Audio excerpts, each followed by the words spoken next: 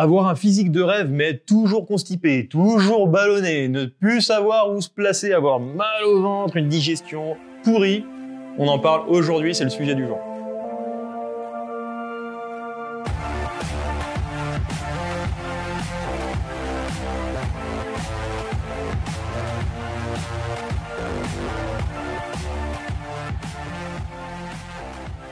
Si tu viens de nous rejoindre sur cette chaîne, pense à t'abonner pour ne rien louper des nouveautés, pour t'assurer de pouvoir faire du sport avec nous. Il y a plein de choses qui varient et t'assurer d'avoir tous nos sujets sur le mode de vie, sur l'alimentation, sur le sommeil, sur l'hygiène de vie en général. Et aujourd'hui, on te donne 13 points essentiels pour améliorer ta digestion et du coup derrière avoir plus d'énergie, te sentir mieux dans ton corps, mieux ici, avoir plus confiance en toi et foncer vers tes objectifs. Et la première chose, c'est simplement apprendre à te connaître et oui, de savoir qu'est-ce qui te convient, qu'est-ce qui te convient pas. Parce que si tu sais pas ce qui te convient ou pas, tu pourras pas savoir d'où vient le problème de ce problème de digestion là qui t'embête un peu. Il faut vraiment analyser ça sur ce premier point, savoir ce qui va pas. Et du coup, tu arrives tout de suite au deuxième point. Et le deuxième point, c'est de supprimer ce qui ne va pas pour toi. Ok ? Quel est le produit, quelle est la boisson qui te cause des problèmes de digestion ? Faut vraiment que tu le saches. Attention, ne te dis pas tout de suite « Ah, on m'a dit les produits laitiers. Ah, on m'a dit le gluten. » Non, il faut que tu testes, il faut que tu vois, que tu apprennes à te connaître pour pouvoir supprimer ça. Troisième point, c'est de manger à ta faim, manger à satiété, arrêter de trop manger, arrêter de manger quand tu n'as pas faim aussi, parce que si t'as pas faim, ton corps n'a pas besoin de cette énergie en plus que tu vas lui mettre. Et donc du coup, pour lui, c'est remettre la machine en route, retravailler la digestion, et c'est galère pour lui, ça lui demande beaucoup d'efforts. Plus tu vas avoir un bol alimentaire qui va être énorme, plus ta digestion sera lente et difficile. Mais il y a un quatrième point qui peut augmenter ton bol alimentaire et il faut que tu fasses gaffe à ça. C'est par exemple l'alcool. L'alcool, ça va te faire des ravages dans l'estomac. Tout dépend le type d'alcool, tout dépend ce que tu peux faire. Le vin rouge peut avoir des bénéfices, bien sûr, sans excès, il faut faire attention à ça. Mais il y a également tout ce qui est tabac, il y a également tout ce qui est drogue. Il faut vraiment faire attention pour ses intestins et les préserver. On arrive au cinquième point qui est la mastication. Et oui, peut-être que tu l'as déjà entendu, mais est-ce que tu le fais ? Ça, c'est souvent ça. Oui, mais ça, je le sais. Ouais, mais c'est souvent, on le sait, mais on le fait pas. Ouais. C'est important de bien mâcher et encore même, avant, je dirais, de regarder ton assiette parce que qu'est-ce qui se passe ? La salive, là, tu la sens arriver dans la bouche, là. Donc, il faut que tu prennes le temps de mastiquer, prends le temps. Pose-toi, arrête d'être tout le temps dans le speed. Ton cerveau, ton système nerveux, il envoie les signaux dès qu'il détecte l'alimentation. Donc à la vue, à l'odorat. Donc ta digestion démarre à la vue, à l'odorat. Donc prends le temps ensuite de mastiquer. Si jamais, sixième point, si jamais tu as vraiment des difficultés sur ton transit, des douleurs, une inflammation chronique au niveau des intestins, ça peut être la maladie de Crohn, les Mickey, tout ça, il y a... penche-toi et commence à regarder l'acide aminé, la glutamine. La glutamine, c'est un acide aminé qui est adoré par tes cellules intestinales. Elle adore ça et ça permet de restaurer justement son fonctionnement et de diminuer l'inflammation. Donc, check ça, ça pourrait t'intéresser.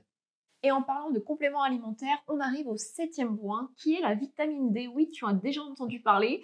Et j'ai envie de dire encore plus, si tu es dans un bureau tout le temps, tout le long de l'année, ça va être important. Ou principalement aussi en hiver où on sort un peu moins, on voit un peu moins le soleil.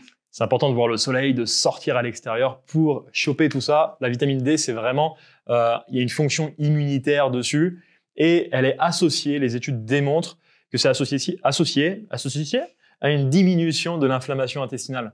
Donc, c'est vraiment important si tu as des difficultés ici de checker la glutamine et pourquoi pas la vitamine D également. Le huitième point, c'est de faire attention aux graisses. Ne sous-estime pas le gras. Oui, parce qu'en général, quand on a envie de perdre du gras, qu'est-ce qu'on dit ? Je vais arrêter le gras. Ce qui est plutôt logique, quoi. Mais non, en fait, ça va faire tout l'effet inverse. Il faut vraiment faire attention à ça. Il y a un rôle qui est essentiel des graisses. Déjà, refaire un petit peu le ratio oméga 6, oméga 3, ça tu connais, mais du coup, t'assurer de le faire. T'assurer de passer à l'action et de consommer des oméga 3. C'est important, des poissons riches en graisse. Les petits poissons, tu vois, les maquereaux, les sardines, essayez d'éviter les métaux lourds. Ça peut être également les huiles, l'huile de colza par exemple, ça peut être les graines. Donc tout ça, fais attention, essaie de consommer plus d'oméga 3. Tu as aussi le régime méditerranéen où tu vas retrouver pas mal d'oméga 9 avec l'huile d'olive et l'avocat par exemple. Tu as des études japonaises aussi qui te montrent l'intérêt des triglycérides à chaîne moyenne. Wow, ce gros mot, le TCM. Ok, le TCM. Il vous a perdu, ça. Ouais, je vous ai perdu là. Ça va être peut-être des graisses saturées aussi. Il y a comme l'huile de coco. Et l'huile de coco montre en fait ici l'intérêt quand tu as des problèmes intestinaux de dysbiose en fait. Donc tu as une différence d'équilibre de ta flore intestinale. Et ben il va y avoir un effet antibactérien de l'huile de coco. Donc on te dit pas que c'est génial l'huile de coco, pas du tout. Ok, ça va être plus intéressant de prendre des oméga 3, plus intéressant de prendre des oméga 9 avec l'avocat, avec l'huile d'olive, mais ça peut être intéressant d'en ajouter. Et en fait, il ne faut pas se baser juste sur un produit et te dire « Ah ouais, truc miracle ». Pas du tout, il n'y a rien de miracle et plus tu vas varier les graisses, plus ce sera intéressant. C'est un tout. C'est un tout. Et on arrive au 9e point qui est mange de la vraie bouffe. Oui, arrête de manger des produits industriels, tout ce qui est transformé, les gâteaux, les plats préparés, tout ça. Stop, mange un maximum brut et c'est pas si cher que ça et c'est pas si compliqué de les trouver. C'est même super simple. Tu vas regarder et si tu vois une étiquette dessus, c'est pas de la vraie bouffe. Ok, si tu vois une étiquette avec plus de un ingrédient, c'est pas de la vraie bouffe. Ça a été transformé. Il y a eu des choses en plus. Bien évidemment, tu vas trouver des choses qui sont vraiment intéressantes, peut-être avec 1, 2 ou 3 ingrédients. Bien sûr. On te dit, encore une fois, pas de tout supprimer, mais de te rapprocher d'une alimentation vraie, réelle. Ça fait des milliers d'années que ton corps consomme de vrais aliments. Et ça fait juste des centaines d'années qu'il consomme plein de merde. Donc tu fais le rapport rapidement et pour tes intestins, ça va faire le rapport tout de suite aussi. 10e point, c'est simplement d'ajouter des fibres, des antioxydants comme des fruits, des légumes. Tu sais, ceux qui sont colorés, là, riches en fibres, en vitamines, tout ça. Ça va te permettre de ramener ce qu'on appelle des prébiotiques à ton organisme, essentiellement à ta flore intestinale. Du coup, de nourrir ta flore microbienne ici et de te permettre d'améliorer ton imperméabilité intestinale, donc d'être plus fort au niveau de tes intestins et d'avoir une meilleure digestion si tu veux. Attention à une chose, quand tu ajoutes cette catégorie-là, certaines personnes peuvent avoir des difficultés avec ce qu'on appelle les FODMAPs. Donc, au cas où, si c'est le cas, que tu ajoutes à chaque fois des fibres et tout ça et que tu as des difficultés au niveau de ton transit, regarde, fais le point sur les FODMAPs, ça pourra t'aider. FODMAP, ok? Autre chose aussi qu'on oublie des fois, c'est les épices, de rajouter des épices dans tes plats, dans tes préparations, dans les desserts aussi, comme le gingembre, le curcuma, la cannelle, je pense qu'il existe une liste assez longue et c'est top au niveau goût déjà, ça te permet d'avoir des plats, des saveurs que des fois tu retrouves pas quoi et c'est sympa. On sous-estime bien trop ces épices, on n'a pas forcément l'habitude, t'as peut-être pas été éduqué avec les épices, tout ça, mais c'est vraiment super important. Donc essaye d'en mettre un petit peu par petite dose au début, chaque jour pour commencer à prendre l'habitude. C'est vraiment important, ne sous-estime pas. 11e point qui va aller très vite, mais pour les mamans qui viennent d'avoir un enfant ou qui vont avoir un enfant, pensez à allaiter vos enfants, ça leur permettra d'avoir une meilleure force au niveau intestinal, d'améliorer leur flore intestinale. C'est prouvé scientifiquement, donc ne pas hésiter à le faire. Si c'était pour ou contre, il y a beaucoup plus de pour avec l'allaitement que de contre.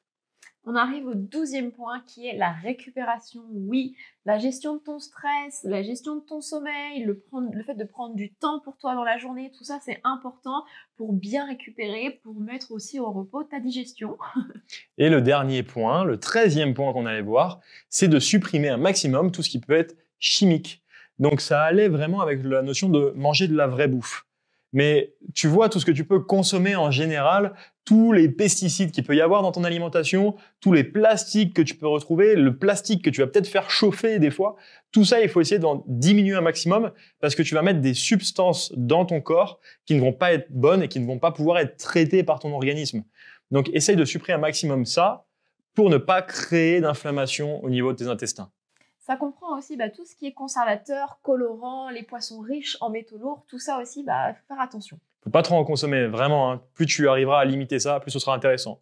Donc, à partir de maintenant, tu as eu une liste, une assez grande liste, là, pour améliorer ta digestion. Donc, plus tu auras des difficultés alimentaires, de digestion, plus il faudra que tu checkes là-dedans. Mais déjà, si tu en enlèves un maximum et que tu n'as pas de problème de digestion, ce sera encore plus bénéfique pour toi, pour tes résultats physiques, mais également mentaux, parce que c'est ton deuxième cerveau, donc ça joue forcément sur ton moral. Si tu veux aller plus loin sur savoir ce qu'il faut faire exactement pour se transformer physiquement et mentalement, tu as juste à télécharger notre pack transformation qui se trouve en dessous de la vidéo et qui est totalement gratuit. Et on se retrouve pour une prochaine vidéo bourrée encore plein de conseils. Mais avant ça, rappelle-toi qu'il faut que tu apprennes à te connaître. Pour gérer ta digestion, on t'a dit il faut apprendre à te connaître. Donc apprends à te connaître, ose être toi-même pour enfin avoir le corps dont tu as toujours rêvé.